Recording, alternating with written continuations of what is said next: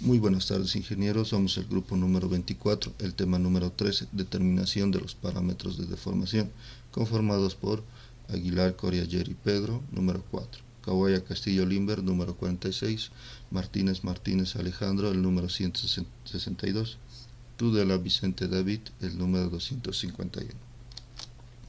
La compresividad del suelo. Se puede observar que en la figura 2.34 la curva, se obtiene una curva virgen de compresión, y en la figura 2.49 se obtiene la curva virgen de construido, que ambas reflejan la compresividad del suelo. Son pendientes empinadas que dan la idea de un suelo altamente compresible, puesto que para un cierto incremento de carga se producirá una deformación grande, es decir, un cambio grande en el índice de vacíos, mientras que las pendientes relativamente achatadas o con poca pendiente reflejan suelos ligeramente comprensibles. El índice de compresión se lo simboliza con la letra C sub C, se define como la pendiente de la curva virgen de compresión. Esta pendiente puede ser determinada mediante construcciones gráficas, pero resulta mucho más sencilla determinarla matemáticamente. La curva virgen de compresión reconstruida de una línea es una línea recta de la gráfica. Como se puede observar, la relación del índice de vacíos versus el esfuerzo efectivo vertical.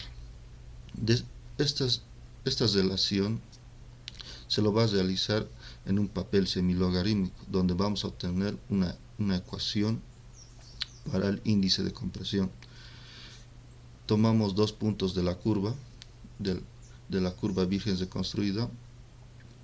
Decimos que el punto inicial, el índice de vacíos del punto inicial, menos el índice de vacíos del punto final, sobre el logaritmo del esfuerzo efectivo vertical final, menos el logaritmo del esfuerzo efectivo vertical inicial. De esta manera tenemos la ecuación del índice de compresión. También podemos observar en la siguiente figura la relación de la deformación vertical en porcentaje y el esfuerzo efectivo vertical también en porcentaje, que se representa como una curva, como se observa en la gráfica. La pendiente de la curva de compresión se denomina la razón o compresión o índice de compresión modificado. Es determinada y reemplazada en la ecuación del índice de vacíos en la ecuación del índice de compresión, que ambas una sobre otra se obtiene una nueva ecuación, que es C sub C sobre 1 más el índice de vacíos inicial, que a esto nos da la razón de compresión. Continuando con la exposición, como mi compañero nos mencionaba acerca del índice de compresión, también tenemos otro parámetro que es el índice de recompresión, que se obtiene a través de las curvas de recompresión y expansión, que dichas curvas deberían tener casi de igual pendiente, pero sin embargo en la práctica esto no es posible. Es así como que a través de varios ensayos se ha demostrado que a partir de la pendiente de la curva de expansión se obtienen mejores resultados, debido a que esta curva es menos sensible a los efectos de alteración de la muestra. ¿A qué nos referimos con esto? Para poder tener una mejor comprensión, vamos a tener un ejemplo. Para poder lograr entender mejor estas pendientes, es necesario entender la curva de consolidación. Y para entender esta curva, hagamos de cuenta que nos piden que nosotros hagamos una construcción, y al momento de llegar a la construcción, nos encontramos que hay una casa pequeña, una construcción pequeña. Entonces nosotros nos estaríamos situando en este tiempo de acá. Llegaríamos en este tiempo nosotros. Es decir, que en algún punto la casa se ha empezado a construir y estaba aquí. Y a medida que se ha ido terminando la construcción, se ha ido consolidando el suelo, ha llegado a esta deformación. El suelo ya ha experimentado, como podemos ver, como decíamos, esta construcción pequeña genera una carga, una cierta carga, y este suelo ya ha experimentado esta magnitud de esta carga. Y cuando nosotros llegamos acá, en esa consolidación, en esa deformación del suelo. Nosotros demolemos la construcción pequeña y en su lugar ponemos una construcción más grande. A forma de ejemplo, volveríamos a este punto, ¿no? Y a medida que vamos construyendo la casa, en algún punto vamos a llegar a la misma carga de la anterior construcción. Y a medida que se vaya terminando, como es una construcción más grande, va a generar una carga mucho mayor a la anterior, y es por eso que en esta carga, y es por eso que en este punto de la curva hay un cambio de pendiente, ¿no? Y es por eso, como decíamos al principio, tenemos que sería la curva de reconstrucción, reconstruida de compresión, porque solo se va a recomprimir, ¿no? Y a medida que vamos terminando la construcción, vamos a entrar a otra zona de la curva, que es la curva virgen, es decir, es la nueva carga que solo va a experimentar. Por eso dice curva virgen, porque es una carga que el terreno no ha experimentado aún. Y hagamos de cuenta que nosotros quitamos el edificio, ¿no? Porque el suelo en algún punto con el edificio va a llegar a este punto de formación. Y si nosotros quitamos el edificio de un buen tiempo, este suelo lo que va a tratar de volver a su anterior estado. Pero como vemos gráficamente no va a volver, ¿no? Y es por eso que tenemos estas tres zonas, que sería la zona de recompresión, la curva virgen y la zona de expansión. Y los datos que podríamos sacar de esta curva serían los siguientes. Uno es el índice de compresión, y otro es el índice de recompresión. Como podemos ver gráficamente, estas dos pendientes, la de acá y la de acá, la de expansión, casi llegarían a ser las mismas. En teoría casi llegan a ser las mismas. Y es por eso que decíamos que en teoría pueden ser las mismas. Y es así como llegamos a calcular este parámetro, que es el índice de recompresión. Y gráficamente podemos poner dos puntos y de ahí hallamos lo que es su pendiente, ¿no? El valor de estos índices sería nada más y nada menos que la pendiente de esta curva. Del índice de compresión también sería la pendiente, ¿no? Como podemos ver en una gráfica de deformación, bueno, aquí sería de vacíos versus deformaciones.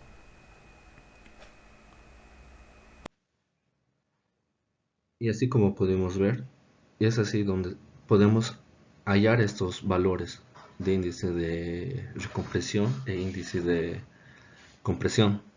Gráficamente, como dijimos, es una pendiente, son las pendientes. Y bueno, como para poder obtener lo que es el índice de recompresión, sería, bueno, en la gráfica aquí estarían lo que son los índices de vacíos, y sería lo que son la diferencia de los índices de vacíos sobre, como está en una escala semilogarítmica, entonces sobre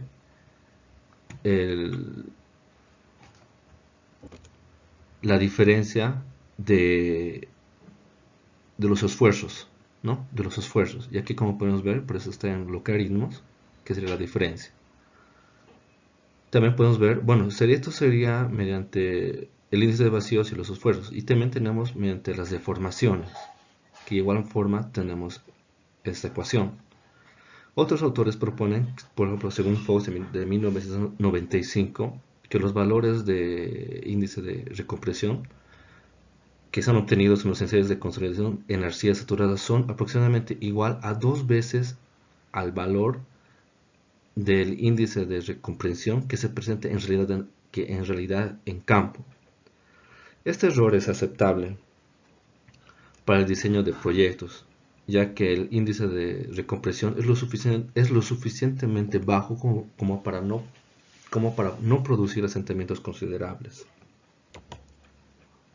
Por otro lado, El índice de compresión y el índice de recompresión también pueden ser determinados a partir de correlaciones empíricas, es decir, a partir de ensayos o experiencias, ¿no? Y por lo cual tenemos algunas algunas ecuaciones propuestas por algunos autores. Por ejemplo, aquí tenemos, por ejemplo, Terzaghi y Peck de 1967 nos dice que en las arcillas moderadas podemos tener la siguiente ecuación para el índice de compresión, que estarían con los parámetros del límite líquido y un por ciento de error de un 30%, más o menos, ¿no? Tenemos que es otro autor que es Azout en 678 observaciones, que igual tiene otro tipo de parámetros, ya sea con lo que es el límite líquido, el contenido de humedad, el índice de vacíos inicial. Rendon nos dicen que en todas las arcillas puede haber otra ecuación empírica que ya viene con el parámetro lo que es con la gravedad específica de los sólidos, el peso saturado y el peso seco.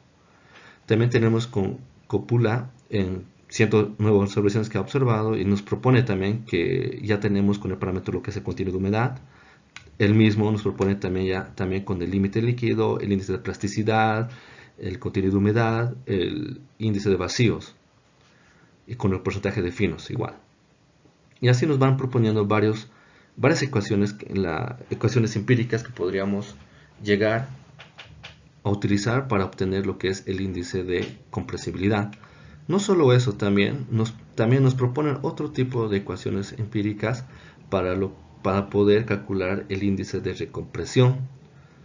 Nayarat, este autor de acá, nos propone que también, bueno, con el parámetro de gravedad específica de los sólidos y el límite líquido. Bueno, nada que hacer, igual el mismo que, bueno, otro autor nos propone que una aproximación grosera, pero ya también con el índice de plasticidad, el índice de compresión, nos propone esta otra ecuación. Cosas a tomar en cuenta al usar estas ecuaciones. Al usar estas ecuaciones hay que tomar en cuenta que el límite líquido, el límite plástico, el contenido de humedad, el índice de plasticidad estén en porcentajes no en forma decimal, que estén en porcentajes. Otra toma de tomar en cuenta sería el índice de vacíos, que puede ser calculado con el grado de saturación del 100%. Tiene que ser calculado en una condición saturada. El porcentaje de finos, porcentaje de arcilla material fino. También tenemos otra a tomar en cuenta, que son las ecuaciones que se usan en lo que es el índice de vacíos, el contenido de humedad, el límite líquido, son tanto para suelos normales consolidados como para suelos sobreconsolidados. Hemos visto algunas ecuaciones que nos han propuesto anteriormente. Casi de las actuales tenemos otro, que es Jeb, Park y Kumoto en 2004, que nos proponen, ¿no? Otro tipo de ecuaciones para poder calcular el índice de compresión para arcillas remoldeadas, para las arcillas no disturbadas, y nos dan los siguientes parámetros, con lo que viene lo que sería el índice de compresibilidad y con la porosidad inicial del suelo. Ya nos proponen, bueno, calcular con estos parámetros, como se decía, con la porosidad inicial del suelo expresada en porcentaje.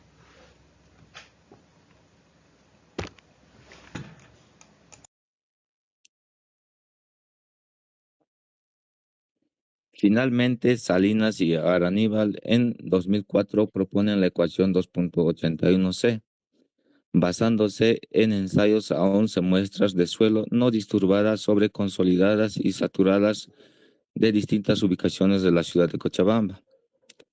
La correlación obtenida entre C sub C y C sub C sobre N presentan un grado de correlación elevada igual a 0.95. Y por tanto esta correlación se ajusta de manera satisfactoria a los suelos de Cochabamba. Como podemos ver en la siguiente ecuación 2.81c, tenemos C sub C sobre N sub 0 es igual a 0.0196 C sub C más 0.0012. Bueno, el módulo de compresibilidad volumétrica M sub B es encontrado de la gráfica realizada a partir de los datos obtenidos del laboratorio, como es igual E sub Z BS esfuerzo prima sub Z. Este módulo es por definición el recíproco del módulo de elasticidad y es obtenido como la pendiente de la curva E sub Z BS esfuerzo prima sub Z. Este módulo es determinado a partir de la ecuación 2.75, combinada con la ecuación 2.2 de esta última para un incremento de esfuerzo dado. Delta esfuerzo prima sub B. Se produce un incremento de deformación delta E. Ambos valores se encuentran relacionados a partir de la siguiente expresión. Como podemos ver, delta E es igual a 1 sobre E por delta esfuerzo prima sub B. Luego, reemplazando la ecuación 2.75, en la ecuación anterior se tiene la siguiente expresión. 1 sobre E es igual a delta E sobre delta esfuerzo. Es igual a delta H sobre H sub 0 por delta esfuerzo prima sub B. Debido a que el módulo de compresibilidad volumétrica es por definición el recíproco del módulo de elasticidad de la ecuación anterior, se tiene la siguiente expresión. M sub B es igual a delta H sobre H sub 0 por delta esfuerzo prima sub B. Eso sería nuestra ecuación 2.85. De la ecuación 2.77 y 2.75 se tiene la siguiente expresión. Delta H sobre H sub 0, esto es igual a delta E sobre 1 más E sub 0. Esta sería nuestra ecuación 2.86. Reemplazando la ecuación 2.86 en la ecuación 2.85, obtenemos la siguiente expresión. M sub B es igual a delta E sobre delta esfuerzo prima sub B por 1 sobre 1 más E sub 0. Eso sería nuestra ecuación 2.87, donde tendríamos la siguiente expresión. Delta E sobre delta esfuerzo prima sub B es igual a la pendiente de la curva E versus el logaritmo de esfuerzo prima sub B. Y finalmente, el módulo de compresibilidad volumétrica no es constante, puesto que depende del rango de esfuerzos que es usado en el cálculo. Un valor representativo de M sub B puede ser encontrado entre el esfuerzo efectivo inicial y el esfuerzo efectivo final. Y finalmente, como podemos ver en la figura, podemos obtener estos valores del coeficiente de compresibilidad A sub B. Y como podemos ver en la gráfica, en el eje X tenemos el esfuerzo vertical, esfuerzo prima sub B, esfuerzo 1 y esfuerzo 2, y en el eje Y tenemos el índice de vacíos, E1 y E2. Y con esos dos puntos encontramos la correlación para encontrar el coeficiente de compresibilidad que mi compañero va a explicar con un ejercicio más a detalle. Bueno, continuando con el ejercicio, tenemos el siguiente planteado. Un estrato de arcilla normalmente consolidada en el campo tiene un espesor de 3.2 metros con un esfuerzo efectivo promedio de 70 kN metro cuadrado o kilopascales. Una prueba de consolidación de la arcilla en el laboratorio dio los resultados siguientes. La presión o esfuerzo efectivo vertical en kilonewtons metro cuadrados o kilopascales son de 100 y 200. La relación de vacíos de 0.905 y 0.815. Inciso A nos pide determine el índice de compresión CC y inciso B si el esfuerzo efectivo promedio sobre la capa de arcilla se incrementa en 115 kN metro cuadrados. ¿Cuál será el asentamiento total por consolidación? Bueno, primero consideraremos los parámetros utilizados, que son el espesor del estrato, esfuerzo efectivo, relación de vacíos, índice de compresión, incremento de relación de vacíos, incremento de esfuerzos efectivos y asentamiento. El ejercicio también nos dice que es un suelo normalmente consolidado, y esto quiere decir que si aplicamos una carga, nos encontraremos en el tramo virgen en la curva de comprensibilidad. Bueno, ahora tenemos los siguientes datos que ya nos planteó el ejercicio. Yo lo dividí en dos puntos. El punto 1, que sería con un esfuerzo efectivo de 100 y relación de vacíos de 0.905. Punto 2, 200 kilopascales y 0.815 relación de vacíos, con un espesor del estrato de 3.2 metros y un esfuerzo efectivo promedio de 70 kilopascales. Y el incremento del esfuerzo de 115 kilopascales. Ahora bien, en la gráfica utilizaremos la ya explicada, que es la curva de comprensión de laboratorio del índice de vacíos E versus el esfuerzo efectivo vertical. En esta gráfica hemos graficado que nuestro punto 1 está arriba que el punto 2. Estos dos va a ser una intersección de una curva, la cual nos va a dar el índice de compresión con sus parámetros.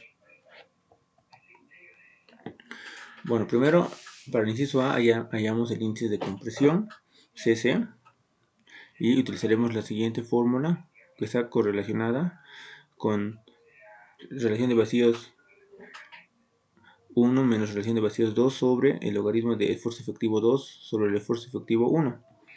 Reemplazando los datos tenemos que CC es igual a 0.905 menos 0.815 sobre el logaritmo de 200 sobre 100, y nos da un índice de compresión de 0.299 unidimensional.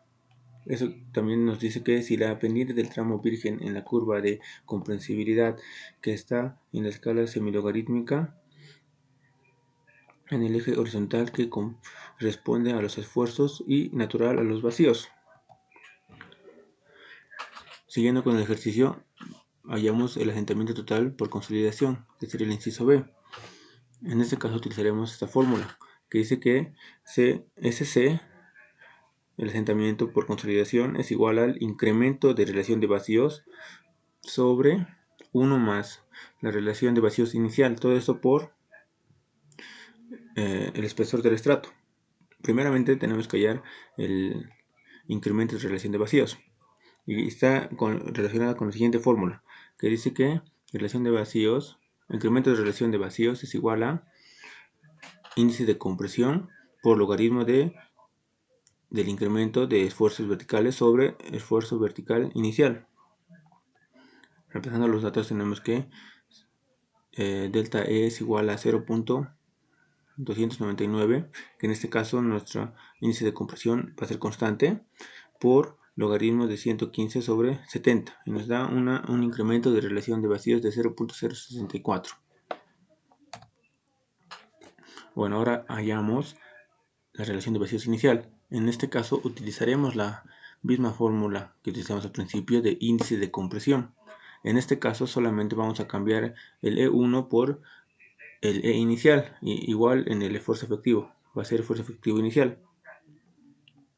Bueno, ahora también debemos despejar el E inicial, que sería igual a CC por logaritmo de esfuerzo efectivo 2 sobre esfuerzo efectivo inicial más la relación de vacíos 2. Reemplazando los datos tenemos que la relación de vacíos inicial es igual a 0.299 por logaritmo de 200 sobre 70 más 0.815, y nos da una relación de vacío inicial de 0.951. Bueno, ahora finalmente reemplazamos todos los datos obtenidos en la fórmula de asentamiento por consolidación total, que sería igual a 0.064, que es el incremento de relación de vacíos, sobre 1 más 0.951, que es el relación de vacíos inicial, por el estrato, el espesor de 3.2, y eso nos da un asentamiento total de 0.105 metros o de 105 milímetros. Y ahí acaba el ejercicio. Bueno, y concluyendo, este ejercicio nos demostró o también relacionó la correlación de relación de vacíos o índice de vacíos versus esfuerzos efectivos verticales para una compresibilidad del suelo. Bueno, muchas gracias por su atención. Eso fue todo.